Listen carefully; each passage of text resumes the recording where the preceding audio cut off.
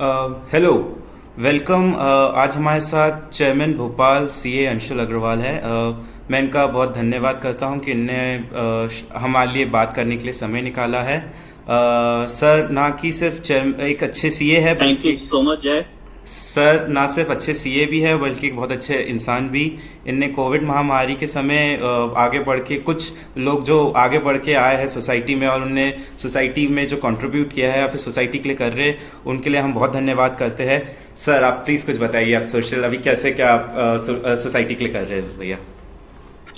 सबसे पहले तो जय थैंक यू सो मच, आपने मुझे पब्लिक प्लेटफॉर्म दिया और लोग बाग मुझे सुन पा रहे हैं आपके कारण, so thank you so much once again. Jai, I think there is no need of thank because each and every person what I believe today is more और less engaged in making arrangements and making other people happy. क्योंकि अभी समय ऐसा है कि लोग को ये समझ में आ गया है कि कोई कितना भी अप्रोच वाला पर्सन हो, कोई कितना भी पैसे वाला पर्सन हो, तो आज की डेट में ना पैसा काम आ रहा है ना अप्रोच काम आ रहा है। It is something only humanity जिसके थ्रू अब हम सर्व कर पा रहे हैं, जिसके थ्रू हम सर्वाइव कर पा रहे हैं। तो every person now need help of one other. तो अभी हम लोगों ने looking to the branch level, हमने CA in fact non CA CA students, इन लोगों के लिए हमने क्या करा है कि एक कोविड टास्क ग्रुप बनाया हुआ है जहां पर अभी बहुत सारी रिक्वायरमेंट्स आ रही है, लाइक स्टार्टिंग फ्रॉम प्लाज्मा। तो सबसे पहले हम शुरुआत करते हैं, अगर हम स्टेजेस की बात करें, जैसे आरटीपीसीआर। तो आरटीपीसीआर कहाँ हो रहा है, होम कलेक्शंस कहाँ हो रहा है, इसका हमने पूरा एक डेटाबेस तैयार करा है। व्हेनेवर एनी पर्सन नीड, तो हम उसका होम कलेक्शन से लेकर उसकी रिपोर्ट तक का अरेंजमेंट करवा रहे हैं। क्योंकि मैक्सिमम केसेस में क्या हो रहा है कि जो पर्सन है वो पूरी फैमिली इन्फेक्टेड हो। तो आज की डेट में अगर हम बात करें तो मैक्सिमम लोग नंबर सर्कुलेट कर देते हैं इनसे बात करें, पर ग्राउंड रियलिटी ये है कि जो परिवार इन्फेक्ट हो रहा है उसमें किसी भी सदस्य में इतनी हिम्मत बचती नहीं है कि वो सबको फोन से कोऑर्डिनेट कर सके और वो सैंपल देने जा सके, रिपोर्ट देने जा सके। 6-8 घंटे की, 12-12 घंटे तक की मीटिंग चल रही है। So we trying our best from the basic level कि अगर आरटीपीसीआर का टेस्ट कराना है तो how can we help. Out of that हमने पूरा डेटाबेस तैयार करके रखा है कि कौन कौन ऐसे लोग हैं जो होम सैंपल कलेक्शन कर पा रहे हैं। सेकेंड, जय, आज की डेट में आरटीपीसीआर की रिपोर्ट क्योंकि बहुत रिलायबल नहीं है, तो what we are doing, second phase पे जो हम काम कर रहे हैं वो काम कर रहे हैं कि हमने टाई अप्स करके रखे हैं अमंग ऑल डायग्नोस्टिक सेंटर्स। तो डायग्नोस्टिक सेंटर्स में हमने काफी सारे प्रिविलेज स्लॉट्स लेके रखे हुए, जहाँ पर हम कोऑर्डिनेट करवा रहे हैं डायग्नोस्टिक सेंटर और पेशेंट के बीच में, जहाँ पर हमारे वॉलंटियर्स जो है वो कोऑर्डिनेट करके उनको रिपोर्ट तक जो है व्हाट्सएप पे पहुंचाने का काम कर रहे हैं। So we are acting as a bridge between patient and diagnostic centre too. Third segment है bed, availability of bed. So this is one of the most crucial part of the part these days, क्योंकि bed अगर हम देखा जाए तो ना सिर्फ भोपाल में बल्कि ऑल ओवर इंडिया लेवल की शॉर्टेज है, and that too oxygen bed. क्योंकि दिस टाइम जो कोविड की सेकंड वेव है, you might be very aware कि फर्स्ट टाइम में तो हमें ऑक्सीजन की ऐसी कोई रिक्वायरमेंट फील हुई नहीं, पर सेकंड में ऑलमोस्ट जो भी लोग हॉस्पिटलाइज हैं उसमें मोर देन 50% लोग जो है वो ऑक्सीजन पे जा रहे हैं, ऐसा मेरे पास डेटा है। तो दे रिक्वायर्ड ऑक्सीजन, तो फिर हम वहां पर हम ये प्रोवाइड कर पा रहे हैं कि ज्यादा से ज्यादा हम कहाँ पर ऑक्सीजन की बेड खाली हुआ है, कहाँ पे कैसे खाली हुआ है। तो हमारे वॉलंटियर जो है वो पूरा डेटाबेस तैयार कर रहे हैं। अपार्ट फ्रॉम गवर्नमेंट डेटाबेस, हमारे वॉलंटियर जो है वो सारे हॉस्पिटल्स में नजर रखे हुए, जहाँ पर उनको लगता है कि यहाँ पे ऑक्सीजन बेड या वेंटिलेटर बेड अवेलेबल है, तो इमीडिएटली हमें ग्रुप पे इन्फॉर्म करते हैं एंड वी ट्राई कि हम किसी नीडी पर्सन को बेड अलॉट कर दें as earliest as possible. Next, apart from that, इसके बाद प्लाज्मा की बात आ गई, तो we are having a plasma bank also. तो उस प्लाज्मा बैंक में हमने गूगल फॉर्म बनाया हुआ है और उस गूगल फॉर्म के थ्रू हम जो है वो plasma donation and plasma provide कराने का काम कर रहे हैं। लास्टली, सबसे इम्पोर्टेंट कामों में से एक है ऑक्सीजन सप्लाई। तो ऑक्सीजन सप्लाई के लिए we have tied with NGOs. हमारे चार्टर्ड अकाउंटेंट्स ने बहुत जेनरसली कॉन्ट्रीब्यूशन इकट्ठा करा हुआ है ब्रांच लेवल पर। हमने कुछ ऑक्सीजन सिलेंडर्स जो है वो एनजीओ के माध्यम से प्रोक्योर करे हुए हैं, एंड जहां पर जैसी जो रिक्वायरमेंट होती है उसका भी हमने गूगल फॉर्म बनाया हुआ है। हमारे पास गूगल फॉर्म आता है, ऑक्सीजन की रिक्वायरमेंट होती है तो एक स्टैंड बाय के तौर पर, it is not a permanent solution. जब तक वो जो पेशेंट है उस पेशेंट को ऑक्सीजन बेड नहीं मिल जाता, so for the time being, मतलब मैक्सिमम आप मान लीजिए 1 दिन 2 दिन के का जो टेन्योर है उस टाइम के लिए उसको ऑक्सीजन मिल जाए, तो वो हम कोशिश कर रहे हैं कि वो हम अवेल कर पा सकें।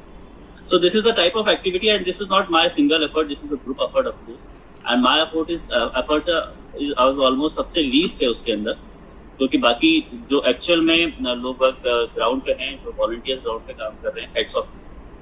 Apart from that, we are providing food facilities also to various hospitals and patients और patients के family members, particularly वो लोग जो भोपाल के बाहर से आके भोपाल में treatment करवा रहे हैं. So in nutshell, these are all activities what we are doing at our clinic. That's great sir कि इस पैंडमिक में आप जैसे लोग सब मिलके सोसाइटी के लिए सब कंट्रीब्यूट कर रहे हैं. सर मेरा next Each and everyone is contributing there. Sir मेरा नेक्स्ट क्वेश्चन सीए का बहुत स्पेसिफिक क्वेश्चन रहेगा कि 27th को एक नोटिफिकेशन आया रात को कि सीए के पेपर्स पोस्टपोन किए जाते हैं without any particular date limit कि कब तक वो डेट्स, जैसे पिछले साल जब हो रहा था तो हमको एक डेट्स मोटा मोटा मिल रही थी कि कब हमारा नेक्स्ट एग्जाम हो सकता है. इस बार तो जो नोटिफिकेशन में है एग्जामिनेशन की डेट के बारे में कुछ मेंशन नहीं है. एक लाइन है कि गवर्नमेंट ऑफ इंडिया है वो मिनिस्ट्री ऑफ होम अफेयर्स के हिसाब से देखेंगे. तो क्या लोगों में ये ऐसी मिथ चल रही है कि शायद से एग्जाम नवंबर में जा सकते हैं अब? जय देखिए, इस बारे में बोलना कुछ भी मेरे लेवल पे जस्टिफाइड नहीं होगा. मैं रीजन बड़ा सिंपल सा बताता हूँ कि नाउ हमारे प्रेसिडेंट का बड़ा क्लियर कट मैसेज था कि looking to the current situation, maximum states के अंदर लॉकडाउन की सिचुएशन है. The students are not in position to appear in the examination. Students जो इंटर और फाइनल के एग्जाम दे रहे थे वो 21 तारीख से जो एग्जाम होने वाले थे उसके लिए पॉसिबल नहीं, क्योंकि स्टेट्स में लॉकडाउन की सिचुएशन है कि अभी एग्जाम अपीयर कर सकते. उसके बाद उन्होंने बोला कि हम जो भी नेक्स्ट एग्जामिनेशन डेट डिक्लेयर करेंगे बच्चों को 25 दिन की स्टडी का टाइम देंगे. अब now entire thing revolves around कि हालात कब तक इस लायक हो पाते हैं कि स्टेट्स में लॉकडाउन खुल पाएगा. As on date we hope our level best कि हम काफी सारी सिचुएशन जो हैं वो ओवरकम कर पाए, और मई में अगर हमारी सिचुएशन ओवरकम हो जाती है तो I believe by mid of June और by end of June we will be in position to conduct the examination. But under any very exceptional circumstances कि अगर चीजें हालात नॉर्मल नहीं हो पा रही, so that may be something जिसके बारे में फिर आगे कोई दूसरा हम नोटिफिकेशन देख सकते हैं. बट फिलहाल हमें वी आर वेरी होपफुल कि हम 15 मई या लास्ट ऑफ 15 जून या जून लास्ट तक हम एग्जामिनेशन एक्सपेक्ट कर सकते हैं. और पूरी उम्मीद ये है कि मई में हमारे इंडिया के जो हालात हैं वो कंट्रोल में आ जाएंगे और स्टेट्स में लॉकडाउन खुल जाएगा. जी सर. और इसमें प्रेसिडेंट का बड़ा क्लियर है ये बोलना था जाए कि 25 दिन का टाइम जो भी है होगा तो एटलीस्ट दिया जाएगा स्टूडेंट्स को पढ़ाई करने. सर इस फ्रेशर्स एक फ्रेश सीए जो पिछले साल सीए ने अपनी एग्जाम पास किया है, आपको क्या लगता है कि लॉकडाउन का जो इम्पैक्ट इकोनॉमिक स्टेट पे पड़ रहा है हमारे, उससे फ्रेश सीएस को पैकेजेस में कहीं ना कहीं असर दिखेगा? इस मामले में आप क्या कहना चाहते हैं?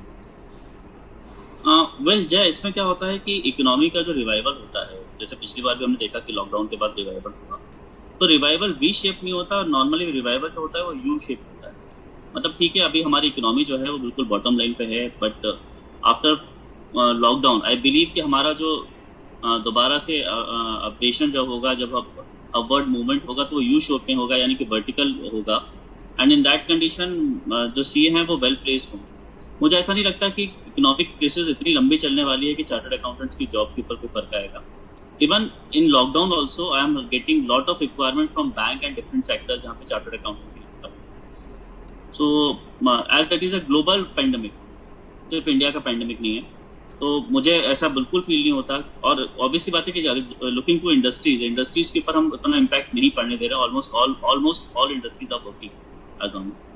सो मुझे बहुत लंबे टाइम तक फाइनेंशियल क्राइसिस का सिनेरियो नहीं लगा. ओके. और सर जो प्रैक्टिसिंग सीएज है, ऐसा सुनने में आ रहा है कि लॉकडाउन के चक्कर में काफ़ी अपनी प्रैक्टिस लूज कर रहे हैं. इस मामले में आप क्या बोलना चाहेंगे सर? इज इट ट्रू या इट्स अ मिथ? देखो, it is something which is in between. मतलब प्रैक्टिस लूज करना तो मैं नहीं बोलूंगा, पर हाँ जो रेवेन्यू रियलाइज होना चाहिए था वो रेवेन्यू रियलाइज अभी ना होकर सस्पेंडेड हो रहा है, क्योंकि डेट्स एक्सटेंड हो रही है. डेट्स एक्सटेंड होने के बाद जो कंप्लायंसेस होंगे, जो टाइम होगा कंप्लाई करने का वो बाद में होगा, बिल बाद में जनरेट होंगे, तो पैसा जो है वो सूनर और लेटर बाद में आएगा. ओके. सो हम ये नहीं बोल सकते कि भाई वो काम ही खत्म हो गया जी. तो ऐसा नहीं है कि भाई वो एग्जैक्टली अपने क्लाइंट्स को लूज कर रहे हैं या रेवेन्यू लूज कर रहे हैं. ये अपन ये बोल सकते हैं कि भाई ये जो पैसा है ये कुछ टाइम के लिए मिलना आपका पोस्टपोन हो रहा है. सो सूनर और later it will be recovered. आप कहना चाह रहे हैं कि हमें पॉजिटिव रहना चाहिए प्रैक्टिसिंग सीएस को? 100% पॉजिटिव रहना चाहिए, क्योंकि देयर इज नो मींस कि अगर आप नेगेटिव होकर बैठ जाओगे तो आप अपने आगे बढ़ने के चांसेस खुद ही खत्म कर देंगे। सो बाय एनी चांस आपको कभी भी ये नेगेटिव थॉट्स को दिमाग में लेके नहीं आने कि प्रैक्टिस खत्म हो गई है, प्रैक्टिस करें या नहीं करें, या पैसा तो चला गया। अगर आपने ये सोच लिया तो ऑब्वियस सी बात है, मेरा ये मानना है कि दिन भर में एक बार हमारे मुंह से गणेश जी को, तो we should always speak positive words. तो कहीं ना कहीं वो चीज़ सच्चाई होगी, और सच्चाई होगी तो definitely every will succeed. Indeed भैया आखिरी में आपको हम जैसे न्यू फ्रेशर्स सीएस को क्या मैसेज देना चाहिए, यंग लॉट को आप क्या मैसेज देना चाहेंगे, not only CA but as a youngsters को आप क्या मैसेज देना चाहेंगे इन इस पैंडेमिक में इतना जब? देखो, ओवरऑल अगर chartered accountant, non chartered accountant, to each and everyone in the society, what I believe, I know that this is a pandemic which was never before, and treat it like a new experience। हमारे सभी के साथ कहीं ना कहीं कुछ ना कुछ समस्याएं हैं। ऑलमोस्ट हर घर के अंदर कहीं ना कुछ कैजुअलिटीज हुई हैं। बहुत मुश्किल समय है, बोलना बहुत आसान होता है, रियल लाइफ बहुत डिफिकल्ट होती है। I agree for each and every, but the only solution what I believe at this stage of time is this point of time is कि you should have patience, you should fill yourself with positive energy. क्योंकि अगर आप अपने अंदर energy नहीं लेके आएंगे तो आप इस पेंडेमिक से कभी नहीं निकल पाएंगे, ऐसा मेरा मानना है। जब तक हमारे पास कुछ नए आयाम नहीं होंगे, जब तक हम कुछ नए दिशा में नहीं सोचेंगे, हम अपने आप को अंदर ही अंदर बर्बाद करते रहेंगे। और इनफैक्ट अगर हम कोविड पॉजिटिव ही भगवान न करे हो जाता है तो डॉक्टर्स का भी ये मानना है कि अगर वो पर्सन जो है वो नेगेटिव एनर्जी से घिर जाता है, या फिर शोक संदेश देखता है, या फिर बला चीज़ें देखता है कि क्या हो सकता है, तो उसके अंदर की जो इम्यूनिटी है वो वीक पड़ने लगती है। एंड बहुत सारे रिसर्च में सामने आया। सो अंडर एनी सर्कमस्टांसेस, आप चाहे घर पे बैठे हों, आप चाहे हॉस्पिटल में हों, आप चाहे इन्फेक्टेड हों, आप चाहे आइसोलेटेड हों, you should not lose hope. अगर आप फाइनेंशियल स्ट्रेस में भी चल रहे हैं तो you should not lose hope. कभी न कभी समय अपना आएगा, इस उम्मीद के साथ आप घर पे बैठे। Sir thank you,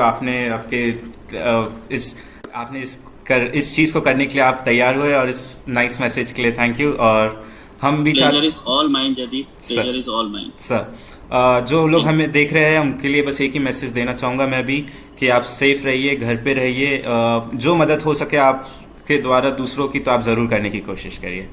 thank you. Thank you, bye bye.